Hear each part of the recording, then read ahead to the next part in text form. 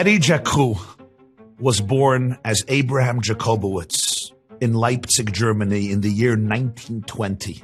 He grew up as a Jewish child in Germany. His father used to tell him, "Abraham, I want you to always remember there is more joy in giving than there is in taking." In 1938, on Kristallnacht, Eddie was beaten by 10 SS soldiers almost to death. He was sent to Buchenwald. He escaped Germany and went to Belgium.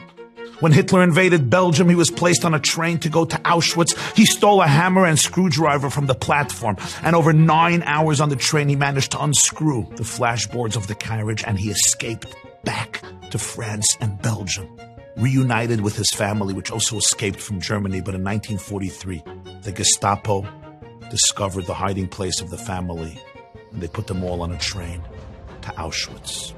Dr. Mengele sent both of his parents to the gas chambers immediately. Eddie was sent to work. He was one of the few Jews who managed to escape the death camp, but then he was shot in the forest by a Polish farmer. He realized he had no choice but to return. He returned back to Auschwitz. A Jewish doctor took the bullet out of his calf, and then he was placed on the death march in January 1945. After a few days with no food and no water, Eddie realized he will not be able to continue, and if you stopped, you got a bullet in your head. He noticed a ditch. He managed to escape into the ditch, and he survived in the ditch for 6 months on raw snails. He was poisoned by the water flowing through a nearby creek. He couldn't stand anymore. He was deathly ill. He crawled to the nearby road, hoping that a Nazi soldier would detect him, shoot him, and take him out of his misery. But he saw an American tank. And the US soldiers lifted him up, put him in a blanket, sent him into the hospital. They didn't think he would survive, but he did. 6 weeks later, he was out of the hospital. He bought a ticket to go back to Brussels, hoping maybe somebody of his family survived. He found his sister Henny. She also survived Auschwitz. A few months later, he met another young Jewish woman, a survivor by the name of Flora. They got married. They relocated to Sydney, Australia. In 1950, their first child was born. And Eddie describes how till then he was bitter and angry and depressed. But when his child was born, my happiness came back to me in abundance, and I made a decision.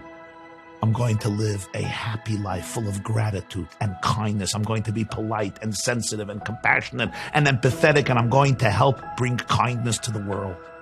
Last year, Eddie celebrated his 100th birthday. And following that birthday, he decided it's time to write a book. He published his first book, and he titled it The Happiest Man on Earth. It became an international bestseller. One story of that book touched me so deeply. It was shortly after the Holocaust.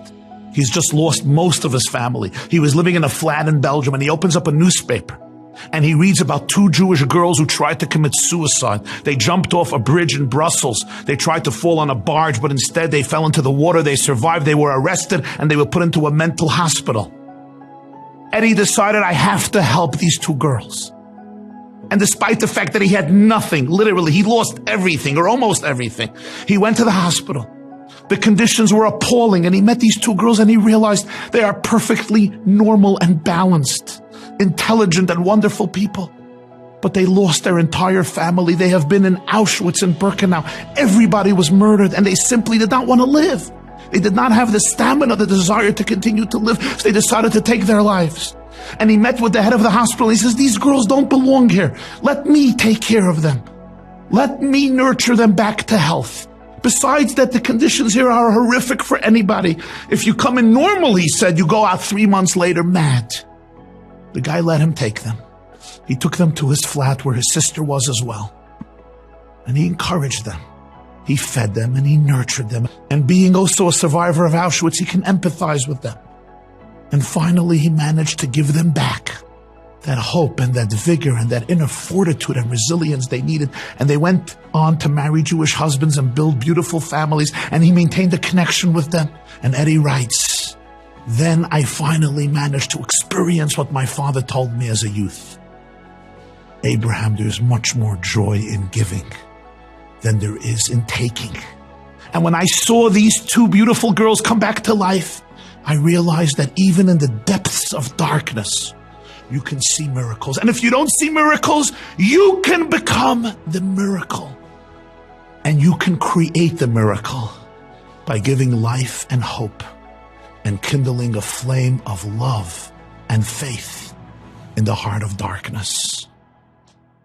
Just a few weeks ago, Abraham Jacobowitz, Eddie Jaku, returned his soul to its maker. October 12, 2021, 6 Cheshvan 5782. This 101-year-old hero of the Jewish people, hero of the world, passed away in Sydney. But Eddie, the flame that you and your generation kindled in the midst of the deepest darkness will continue to burn forever and inspire us for eternity. Thank you. Happy Hanukkah.